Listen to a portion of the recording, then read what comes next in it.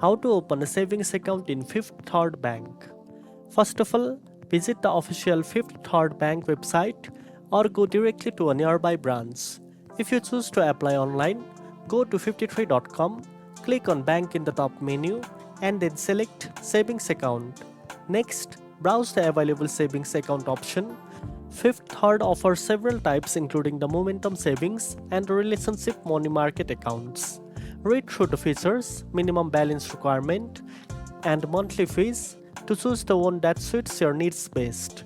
After selecting the right account, click on Open a new account. Then, you will be asked to enter personal information such as your full name, social security number, address, phone number, and email. Now you will need to fund your account. This usually requires a minimum opening deposit, which you can transfer from another bank account or debit card.